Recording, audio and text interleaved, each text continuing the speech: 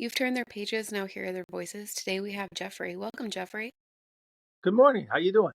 Good, how are you? Very well, thank you. So, today we're geeking out about sundowners. Where did you get the inspiration to write your book? The writing group I'm in, Legend Fire, years ago, and I'm going to say it's in the area of 11 years or so, our chat box had the question, where did the myth of the vampire come from? At that time, I thought about it and said, well, maybe back in the day when science doesn't know what it knows now, rabies might have been a cause for what people thought was vampirism. The person who gets rabies gets a pallor to the skin. They don't like the sun. They don't like running water. They're very solitary. So, lack of knowledge could have brought it. And then I was further pressed to go look into that, saying, could a vampire exist in modern times without having been discovered? I mean, how often do we see someone whips out their phone when they see something at whatever store they're at, and boom, it's all over the internet? And I thought that maybe they could. It would be very, very difficult with advanced technology to stay hidden. So I said, okay, how can you still have a vampire but not be found? So I started looking over what all the different myths that are associated with the generic blood consuming creature around the world. And I found that there was no one trait that was to all of them. The most common trait was consuming blood. And that was 85% or so. But then it went down depending on the trait. So I says, okay, so how do I do this? And the book Dracula was based on the life of a person, sort of, Vlad Dracula, Clan Draculesti, also known as Vlad Tepes or Vlad the Impaler, historical person. So I started reading about him because that's the popular starting point. And I was reading where some historians think he might have been anemic. They have no obviously evidence or anything supporting it. They're just saying from pictures and some comments that were made, we think he might have been an anemic. So I read about anemia and then go, wow, this could work. And my dad, before he passed, was a podiatrist. So I talked to him about blood and strength and stuff like that. And he explained some stuff to me. And so I went with a mutation of anemia is what created a vampire. But they're human. They're just a mutated human. A human who has heterochromia, two different eye colors, that's a mutation. So if they're a mutation, rare, there's more of them around than just a few. And so I created the history for them. They have their own little governments. They have their own rules and regulations of how they deal or don't deal with each other, which right now is not good. It's a detente between the two factions, and how they do or don't deal with humans. And so then I went from there, creating their own history, what people in history may have been vampires that fit in with everything that's going on. And I say, okay, now that they've got this, now I can write my book. And the thing was, I'm not going to have a traditional vampire story. So it's more mystery than horror. There's some horror there, but there's more mystery there. What's going on? How does the family navigate the vampire rules, keeping the vampire secret a secret as long as possible? So some older vampires, once they reach 400, vampire in my world can live to 800, maybe 900. That's kind of pushing it. But some of the older ones, the smell of blood flips the switch in their brain, and they literally go feral, and they do become the blood-consuming monster of myth and lore. And they need to get their fix, just like it does. And when they get that fix, they're okay for a while. They're reset back. They don't have a memory of what they did, but what they did may be all around them as far as the evidence is concerned. So they know. And that's called sundowners, or I think in Esperanto it's called Donja de Morto, or the Fangs of Death. And when any vampire gets that, the two factions go looking for evidence to find that vampire, to take care of it so it doesn't spill the beans about the vampire secret too early. Both sides agree at some point the secret will come out. They just disagree on what to do when it does come out. So in the book, the grand dame of a family, Agate de Estang, is coming down with sundowners.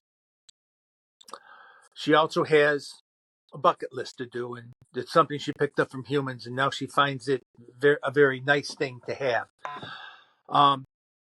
And her daughter, Telria, misses their weekly phone call for 2 or 3 weeks. She's now concerned. She contacts her son, Zephyrin Ivano, who is a detective, but his background job is he's a vampire hunter to take care of these vampires and put them out of their misery.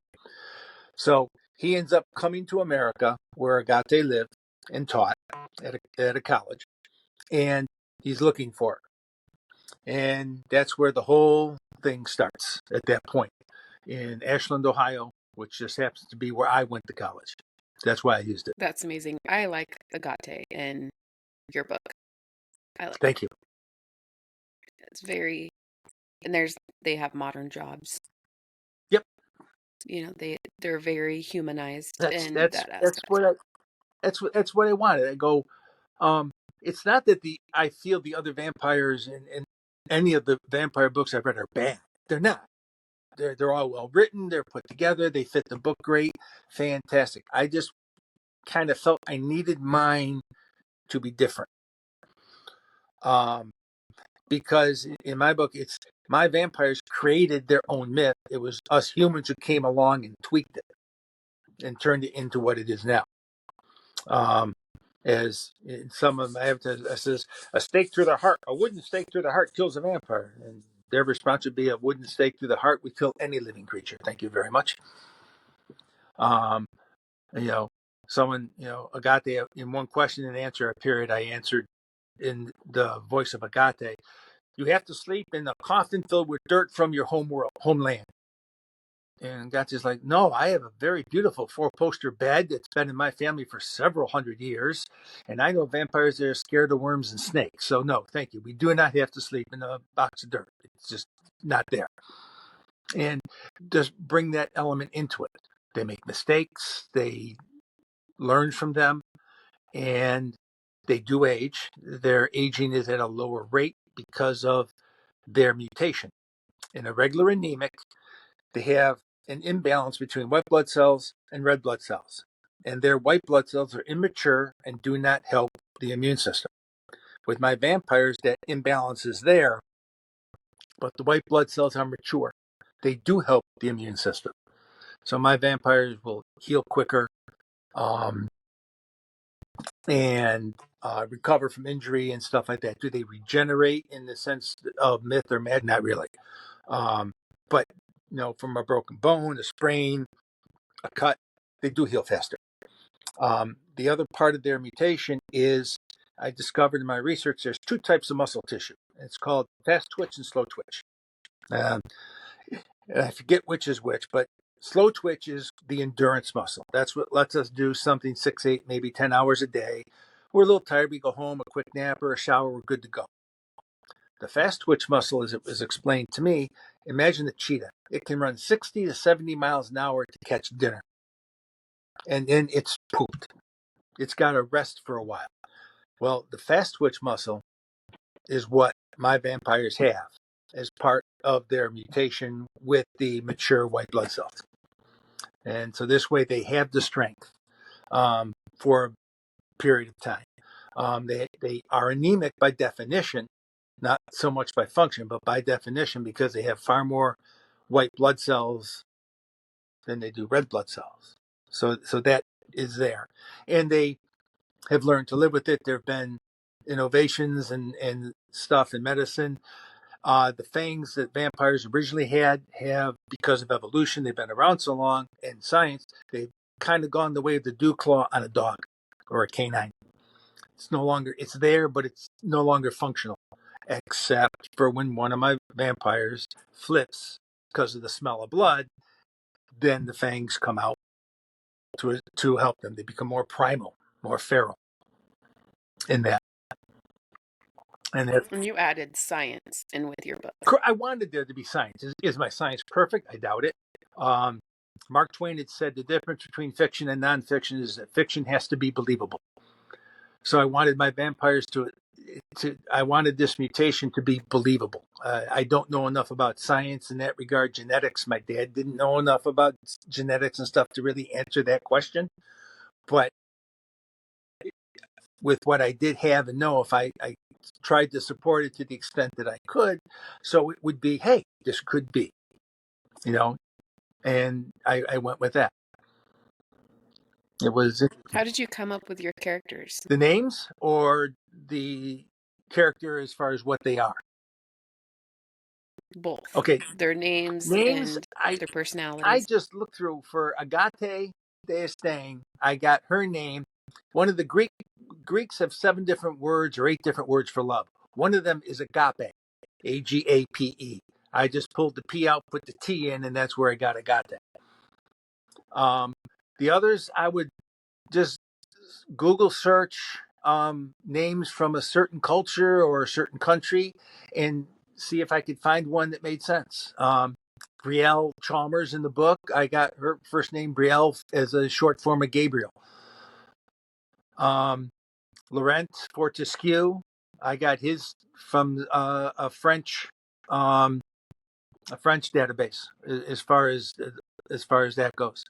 Zephyrin Ivano, Zephyrin, I got that. I can't remember the database I got that, but I search for unusual names that are simple to the extent I don't want to overly bother a character while they're reading the book to say how do I pronounce that or what is this. I wanted to keep it simple but yet unique and different, and therefore easier to remember, at least on my part. So Where did you come up with their personalities? that came from what I wanted. I wanted to have a female main character who kind of fit in with what I had in mind. Someone who was in her say mid 50s, but maybe looked like she was in her mid 40s.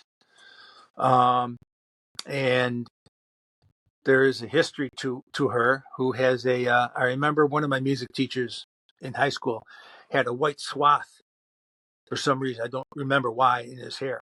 So I gave her a white swath in her hair. And with that, so that's where she came from is the grand dame of the family. Laurent was named by his foster parents and raised by his foster parents, which is you find out at least who they were in book 1, not what they were, not so much their names, but you found out what they were.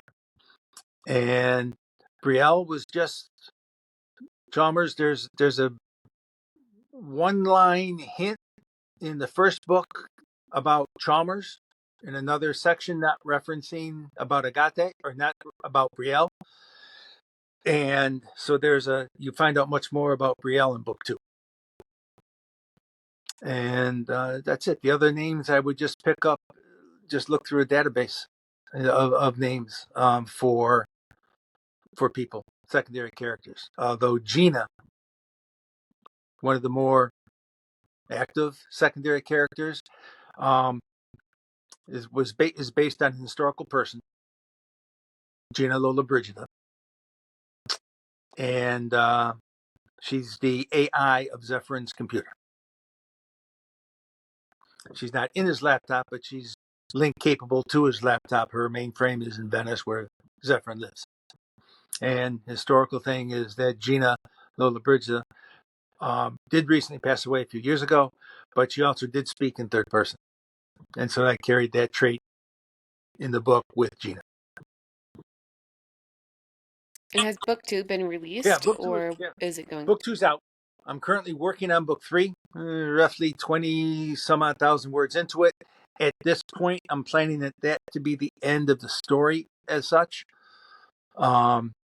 So I'm trying to make sure, to the extent that I can, I tie up every question from 1 and 2 that hasn't been answered yet. And I got to write all those down. And then as I do it, I say, okay, then I can check them off as it happens. I know what ending point I want to be at. We'll hopefully see that I can get there by the end of next year if I'm lucky. And you have some action in your book as well. Mm-hmm. It's not just what is the word I'm trying to say? There's just there's Yeah, action in it. yeah. The vampires have their own custom culture of dueling and solving arguments, and that's something called the Dracovidra. It's a circle, roughly 30 feet across. Um, the only weapons allowed in are what's either in the ring or what you bring in with you. If you bring in weapons, the person you're dueling can bring in weapons. If you don't, they can't.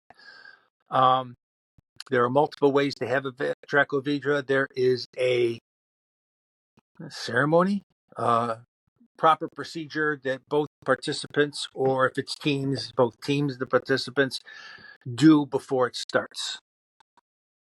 Um, and you've read the first book, you've seen that happen. That beginning part happen, and it can be done multiple ways. It can be done to first blood. It can be done to first knockdown, as long as both agree on what the ending point is for that Dracovidra. And the vampires in your book, they're not just untouchable. In like other vampire books, they can't be hurt and they can't be killed. But in your books, they can be. Yes, yes. Um, I thought about the trait, silver hurts a vampire. And I'm like, well, from my perspective, silver killing a creature doesn't have a specific basis in science for me. So I'm looking up and says, why does a silver cross scare a vampire? Okay, if there's a pact with the devil, I get the connection if you're going that route, but I didn't go that route. But yet it's still a myth associated, or a trait associated to them. Back in the day, and I'm talking, 11th century, when silver crosses were made or holy water was made, they would get the holy water, they would make frankincense and myrrh. They would then put a silver cross that had been made into the water and let it sit overnight. In the old days, when silver was made, a byproduct of the manufacturing of silver was something called lunacaustic. Silver nitrate, I think, is the actual term. But vampires are allergic to silver nitrate, to lunacaustic. Lunacaustic has healing properties. It's a white powder, but when you touch the white powder with your fingers, it'll turn them black. And they're allergic to it. It burns them. It won't kill them, but it is painful to them. And so I have that in there. So it's sort of like a flinch when they see it. Their memory kind of kicks in as a defensive, fight flight type reaction. They curl back from a cross, but the cross by itself has no power over them. Garlic gives vampires agita. Um, there's no food they can't eat, but there may be foods they don't want to. The sun, no bother. Just make sure they have a good SPF when they go to the beach. And yeah, so they mingle in. They're hiding within our society, and that's where some of the angst comes from between the two factions. The traditionalist faction believes that Homo vampirus is next step in evolution, just like Cro-Magnon was over Neanderthal. And the modernist faction say, you're out of your freaking mind. We are outnumbered 1,000 or 2,000 to 1. We will cease to exist when our secret comes out, because name a group or thing that has not been persecuted by humans in their time. Every group has been persecuted and hated or discriminated against at some point. So we will suffer the same fate as any other small minority group. My vampires are wealthy, family wise, not so maybe cash on hand, but I would always remember that much, much more so in Europe. You would say, well, this is Claude. Jenkins, Aloysius, Contavian the second, and I'm Claude Aloysius Contavian the third. And the pictures would look a lot alike. And I said, well, why is that? Why would they look a lot alike? I mean, artists and everything being what they are when they're painted. So what they would do is it's generational wealth that over 400, 500, or 600 years would get passed down from boom, boom, boom, boom, boom, and they would just have it.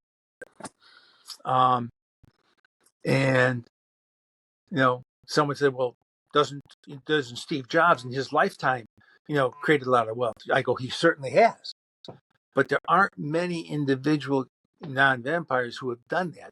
Rockefeller, Carnegie, Ford, yes, have all created within their own lifetime an element of generational wealth to get passed on, despite whatever laws there may or may not be on estate taxes and stuff. So if a vampire wants something, they have the wherewithal to go get it. And that's their biggest asset. Can a vampire charm you?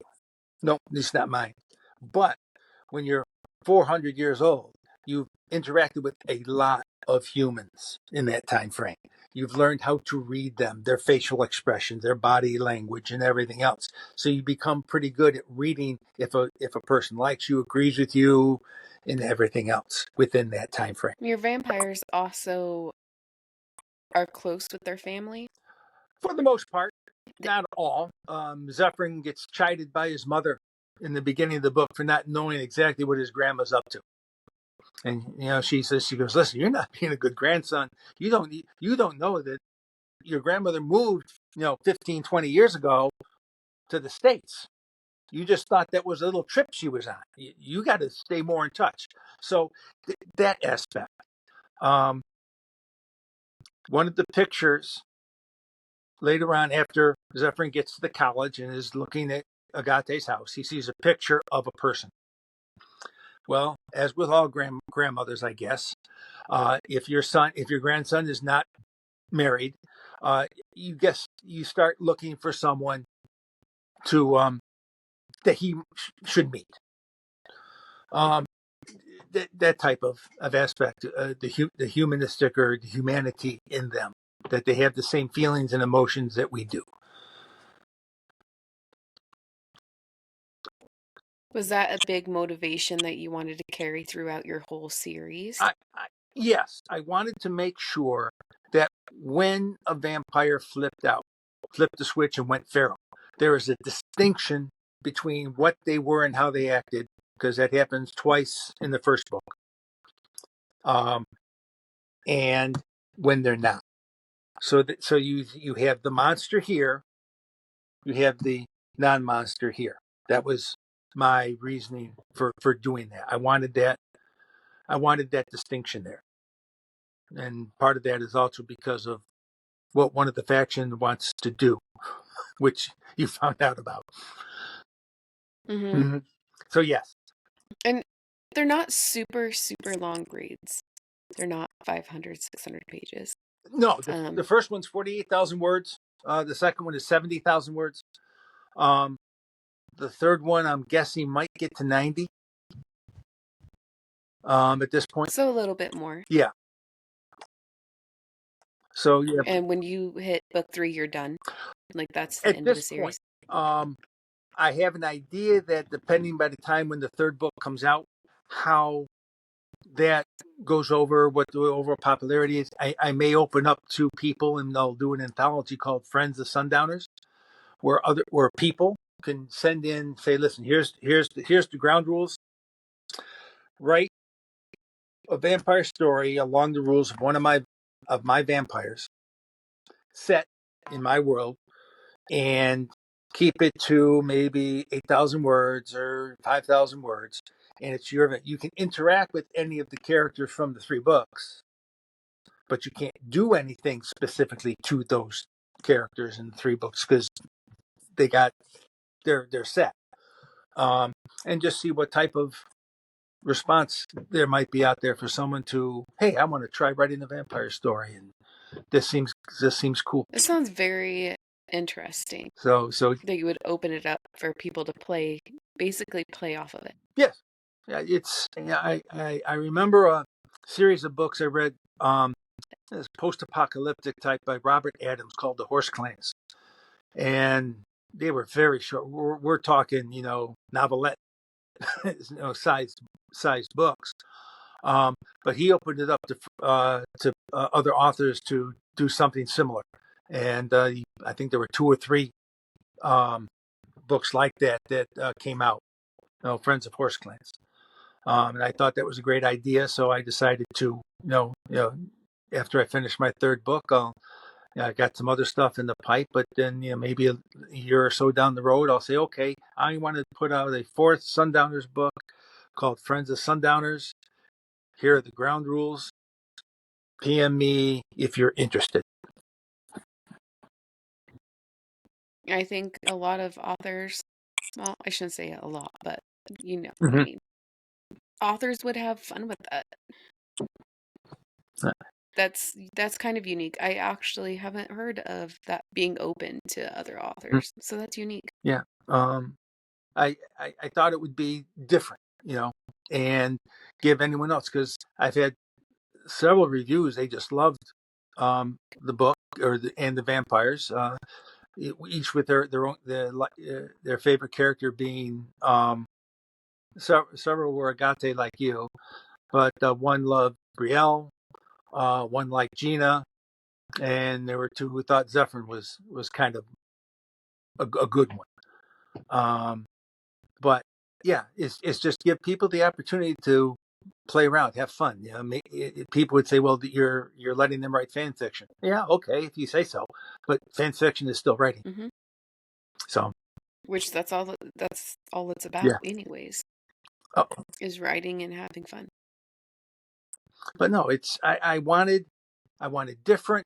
I wanted to keep the reader entertained, um, and keep the reader questioning, and that could this book actually be a documentary about our world? And there was some names that were mentioned in the book that um, you find out were vampires, although our history doesn't obviously have them that way. I will add this, that um, Marie Curie, um, the only lady to win two Nobel Prizes in different subjects. She died by aplastic anemia due to exposure to radiation. Her casket in Paris is lined with lead to prevent radiation from going out. People can walk past it. All her research notes are kept within lead-lined glass so that radiation doesn't get out from it, because they had no clue back when she was doing this what radiation did or was. They knew of its possible existence, but they didn't know the details. So This is very interesting. I didn't know that. yeah, yeah, and she was Polish, and you already met the computer AI named Marie after her uh, in the first book. I love that you pulled her into your book. Thank you. It helps people. And from my perspective, I'm a history major out of college. If it's easier for a reader to identify with, be it the story or the character, then I should do that as a writer, because it helps pull them into the story. Maybe they liked the opening, and they just stuck right there with Agate, or later on when they meet Zephyrin, or maybe Laurent, they hear about his story. They have an identity. They can identify with Laurent, or Brielle. Any of the characters in there, um, is how I wanted it to be. It's very fascinating, and it speaks volumes for your book as well. Thank you. It's held consistently, and um, you making them have human feelings and why I can't even speak a real world situation, Hmm. if that makes Yeah. sense. And they have modern jobs, and it's just not like all the other books where it's very separate. Yeah. I was even debating going from book 1 to book 2 if Brielle, because of the time off she took in book 1, might not have a job in book 2. But I didn't go that route. But I was thinking about it because I'm like, okay, if I'm the dean of a college, and this teacher, good teacher, not the question, but all of a sudden takes off X amount of time, understandable reason, but takes it off. How would I handle that? Then something else in the background. I don't remember if that was mentioned in book 1 specifically, but you find out about that something else in book 2. Um, but no, she still has a job in book 2. If you could tell our listeners or your Mhm. readers one thing, what would it be? Never doubt what you want to do. I like to use the baseball analogy when I did teach. Ted Williams, probably the best overall hitter in the history of baseball. He hit 400. That's an incredible achievement in baseball. Which means if he hit 400, he made out 60% of the time. And so if the best hitter in baseball can fail technically at his job 60% of the time, then don't worry about failing. Learn from it and just keep on going. I hope my second book is better written than my first, and I hope my third book is better written than my second, because I know I made mistakes in my first book. I learned from that, change it, improve them, and minimize the mistakes in my second book, and then minimize more in my third. You know, you miss 100% of the shots you don't take, and that would be the thing. Don't worry. Be the best you can. Everybody else is taken. Were there times in your book or even in your second and third where you wanted to give up? No, I'm a pantser when I write, so there will be times I'll write doop, doop, doop, doop, doop, and then I'm not sure which way to go right now, and it sits for 2 or 3 months. So I definitely have that. Um, and I will admit that when I got the first few um, readings, reviews back from my beta readers, uh, that was not fun. But that's the purpose of a beta reader. If you ask for something and they give it to you, you can't be mad. You just have to accept it and go on. So yes, I would joke that whenever I would send my manuscripts for book 1 and 2 off to my editor, the price of red ink would go up. So it's something that we all make mistakes, we all learn, and I see bravery isn't so much succeeding at everything we do. Bravery is how we respond to the negative things that enter our life. And it's nothing wrong with being afraid. It's just how you handle the being afraid. 1000%. I agree. If you let fear hold you back, you'll never go Correct. to the next chapter. Correct. There will always be something holding you back, and those turn into excuses. Mm-hmm. It's one to take a break. You got life always comes, for any writer, life always comes first. And so you take care of your life. And once that's taken care of, then you go back to your writing. And all. So life will interrupt it. But life, for the most part, really shouldn't stop it. The worst, as a history major, I thought that there's one thing worse than burning the book, and that's never reading it. That's very true. And I just hope that the people who read my books are happy. They enjoyed it. If a person is happy, or my book lets someone be happy for 30 seconds or a minute, they saw something funny or whatever they had going on in their day before that 30 seconds or a minute, now that is gone. And I hopefully changed their perspective of what was going on today for them. Philosophical? Yeah, thank you. You know, When you talk, and it's so refreshing. I wish I was as I wish I could be as good a writer as I am an orator. Um, but I'm getting better. I'm improving, and thank you for those kind words. I appreciate that.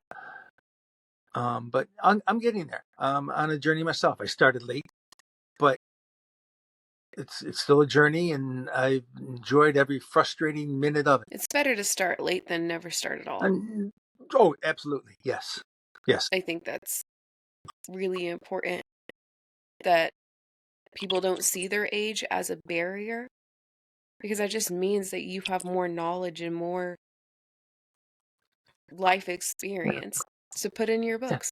True.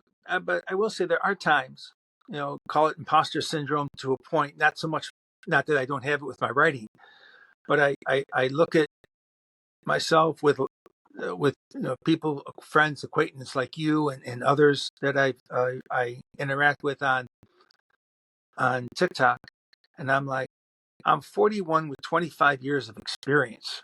What do we have in common? You know, and we have writing in common. Some people it's just reading, but that's still the function of writing. Um, so I did have that earlier when I first got onto TikTok. Why would anyone want to be with grandpa?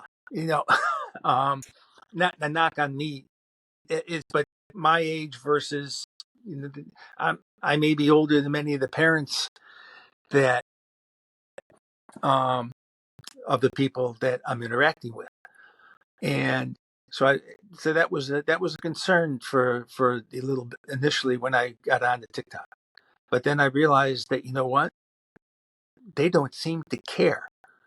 Maybe I don't look my age, but I'm definitely not 25 by looking at me. So they take me for being a writer or being a reader, and that's all they care about. And that's what was I find very heartwarming and welcoming about the TikTok and book talk community.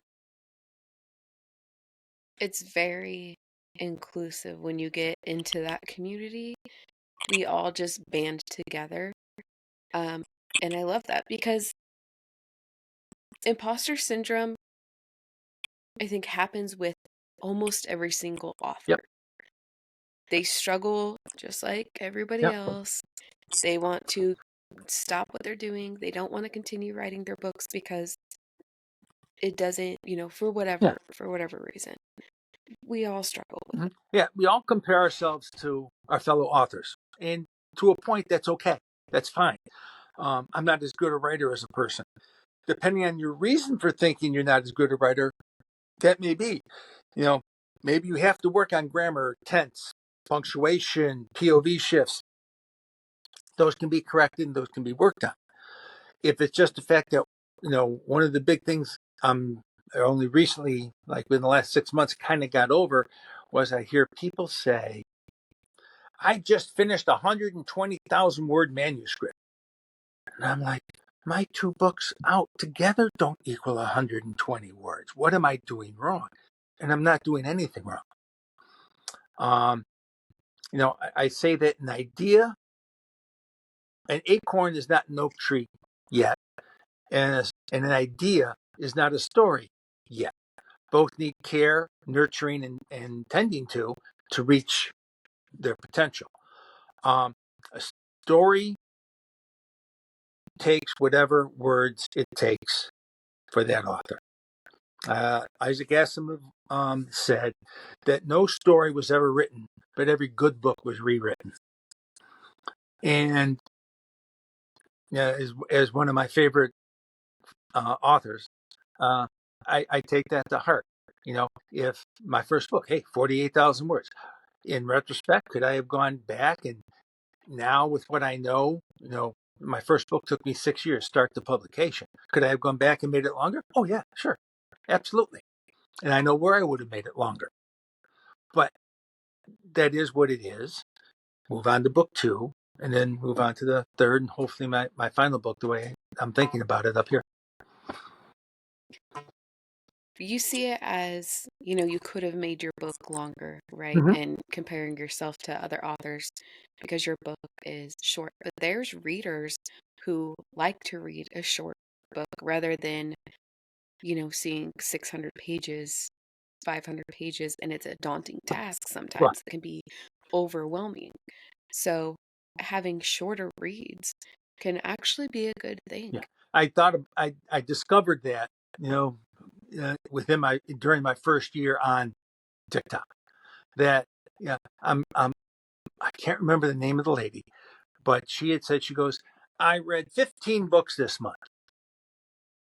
And she had done all the reviews, and I'm thinking to myself, how the heck did she read it? So I literally messaged her. I said, how did you read 15 books in a month? I know you have a job and family. How did you do it? Well, she got back to me and told me the books she reads are like 40,000 words or less.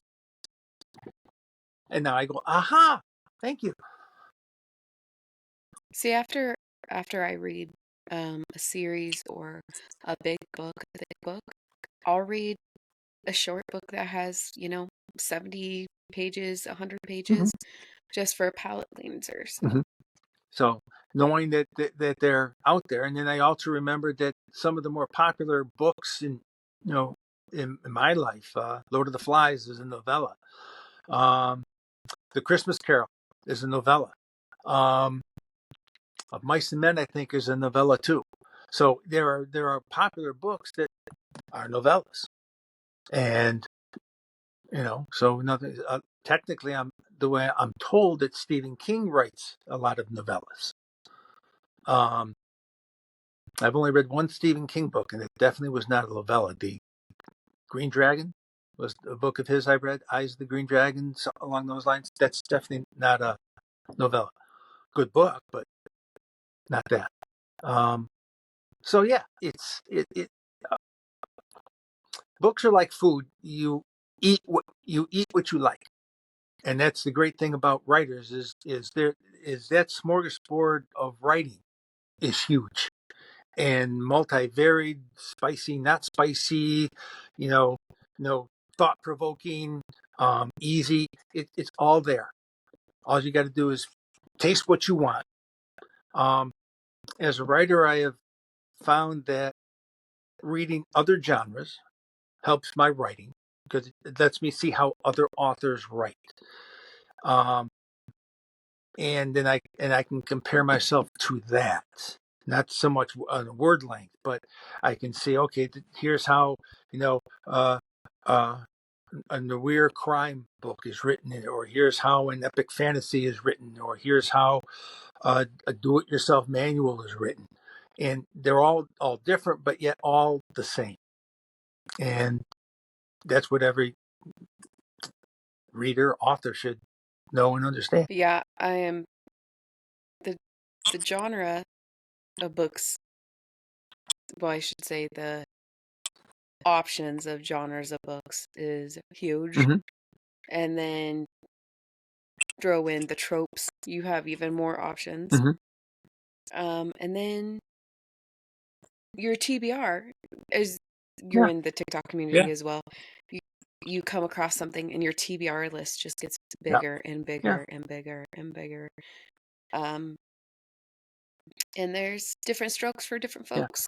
I'm not tech savant, so I only recently discovered that on Amazon I can make a TBR list for everyone to see.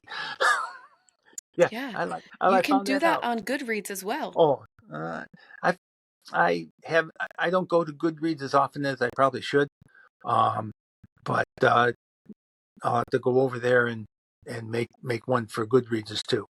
Good. I mean, I'm on Goodreads, but I don't visit as much as I do. So that was when I first started. I was on Goodreads, and that was where I ran into the people who would read X amount of books per month. And because a lot of the challenges and stuff that they set up on Goodreads is to read X number of books a month. And I'm like, how do you do this? And that was where when I messaged the person, and then she explained it to me about that.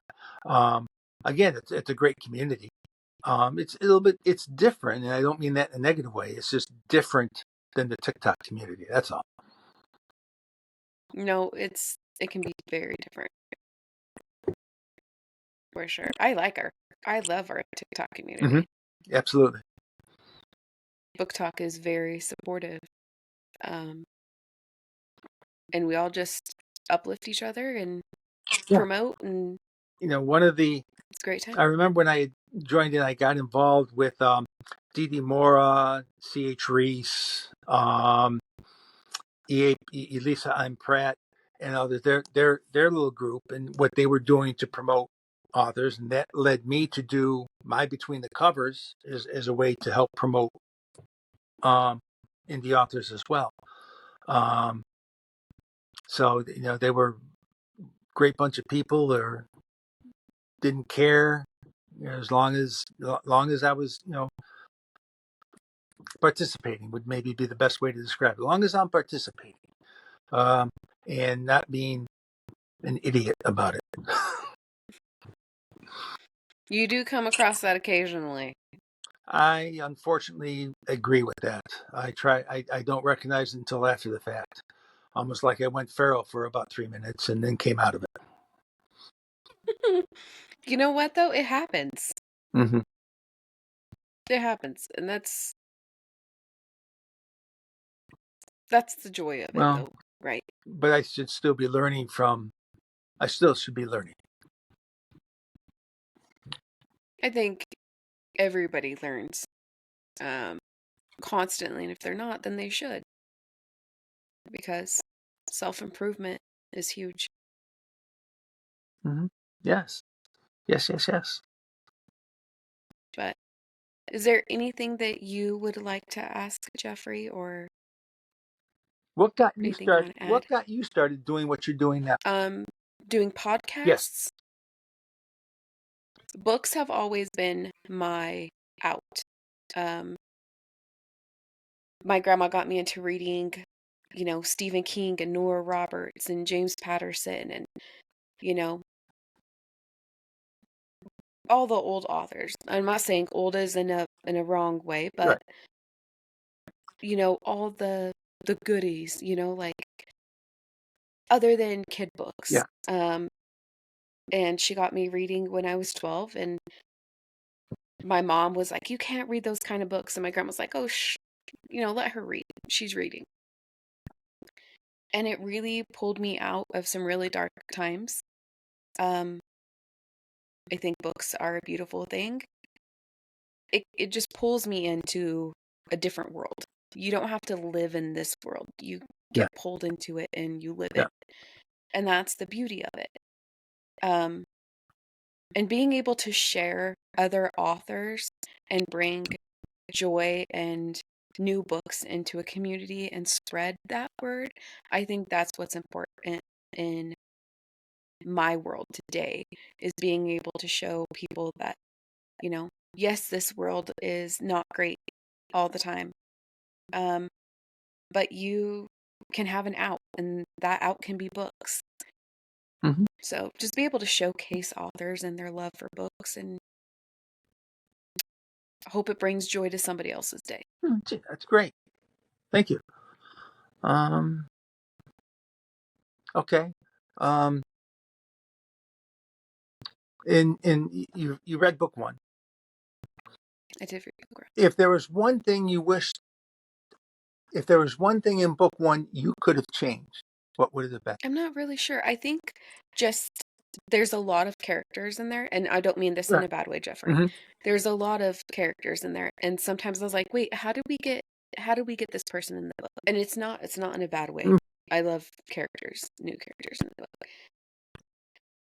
And being able to be able to pronounce them, because I mean, good for you for being able to pronounce them. I can't Oh, roll my R's. So I kind of just made them up in my head. which, So it's if really you don't bad. mind my asking, which ones did you have a hard time pronouncing? Oh my goodness. I don't have my glasses on either, so this will be fun. I don't know. Is the name Wyverns? Is that how you pronounce it? There's a creature wyvern, yes. Okay. So that's not pronounced wrong in my head. Honestly, hold on, I'm going to mute myself. Okay. Don't worry about it. Don't worry. My wife agrees with you that I have hard to pronounce names. It's not, it's honestly just probably my brain as well, because you pronounce them amazing. If I can't, then there's a problem. You know, but my wife said, she goes, "Why isn't your main character named Jill or Bob or something like that? Something easy." I go, "Have you ever heard of a hero in a movie called Bob?" And what is she? And she did make one reference. She goes, there was a cartoon movie where they went to live on the planet Bob." And I'm like, "There was?" And apparently, yes, there was a cartoon movie where they went to live on the find a planet, and the planet was named Bob. Okay, but I have to agree with you on that. Mm-hmm. Don't put Bob in a I book. won't. Well, no. I might use And I Robert, and but I I won't love use Bob. and I love when authors come up with unique names. That's the beauty of writing and that's the beauty of reading. Even though we can't pronounce them, there's books that, I have on my shelf and they're amazing and I love them. I can't pronounce them, but it's fine because I come up with them in my Mm-hmm. head and Yeah. we just go with it. And then somebody will be like, "Oh, well, that's how it's pronounced." I'm like, "Oh, okay. Well, it's still going to be This way. in my head." Right. Yeah, because I just got done reading a book from another author that I just did a podcast with. And at 1:30 in the morning, it was Orion. And I was like, "Orion? Like that's not right." And it was Orion. But in my head at 1:30 in the morning, it was Mm-hmm. Orion. Orion. Whatever. Yes. So, but it's the fun in it. Yeah. Creativity is what the world needs and what we enjoy. So, thank you for not putting Bob in the book, though. No, I won't do that. Yeah, as I say, you may find a Robert possibly in book 3, but you're not going to find a Bob. That's for sure. We're fine with Robert. Mm-hmm. Totally fine. And I think even when authors do put a modern name in a Mm-hmm. book or something that's just you hear all the time, it kind of just makes you chuckle because you picture that person in your head when you're reading the book Mm-hmm. that you know in real life. So, but that's the beauty of it, honestly. It's not a bad thing. It's the beauty of it. Mm-hmm. Well, thank you. Um, and I think I know who, but which was your favorite character in book 1 at least? It was I Agate. got I liked her viewpoint and her. I can't say that because it's going to ruin it. I just like her. it. Okay, that's fine. You don't have to. You have to. You don't have to say why. You just do. I don't do spoilers Right. on my Right. Right. podcast. Um, I almost spoiled it. oh, no, that's one of the things because I almost slipped up too. But since I saw myself going toward the exit ramp, I said, no, no, no, no, no, let's go stay on the main track here. Um, but no, I've learned so much about writing. I mean, I was never a kid. I was a dreamer as a kid. What if this and what if this and what if this? Writing never came into the picture until in my early 50s. I'm reading a book, TV's on in the background, and my wife goes, "You read a lot of that stuff, don't you?" "Oh, yeah." She goes, "You should write a book." "Thank you for the idea, dear. I appreciate that." So she's the one to blame. Your wife sounds like an amazing Oh, woman. that she is. That she is. Yeah, and somebody to be able to support you and be like, "Hey, you should do it too." Oh, she. Oh, Just a little bit of shove. she supports me. I got we're planning out our budget, and I do have a book fair I'm going to be at next month. So it's okay. How many extra books can we order? Make sure they get here on time and all. Um, In Texas, no, unfortunately, no. In Rochester, New York, I I want to say it's October 12th, but I'm not exactly. But I know it's in October.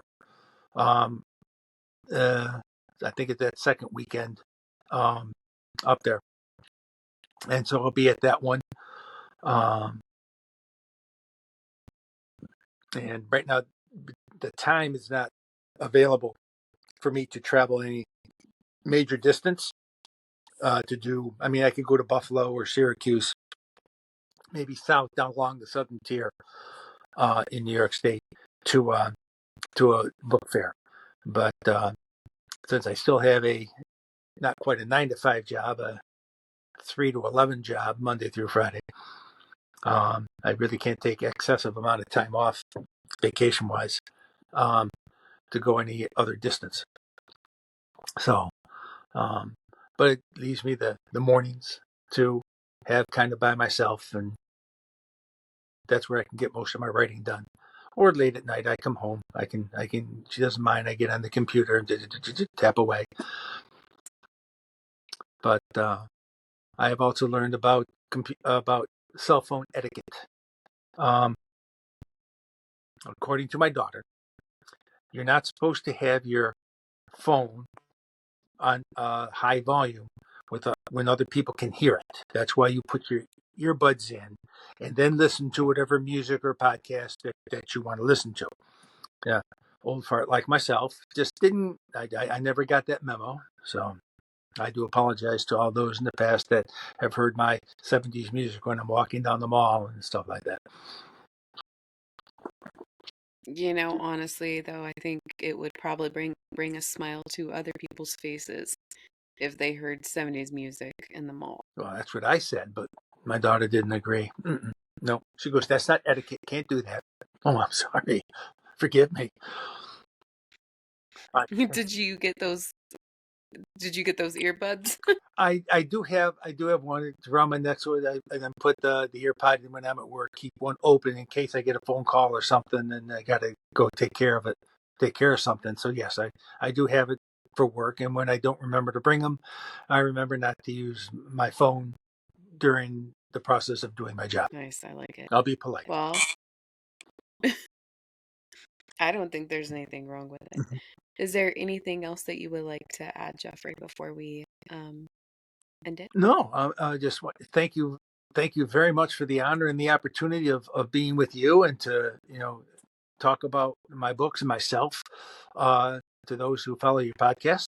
I greatly appreciate that, um, and I hope they find it interesting as well. Thank you so much, Jeffrey. It was a fun read, and thank you for taking time out of your Sunday to pop on the podcast. I appreciate it.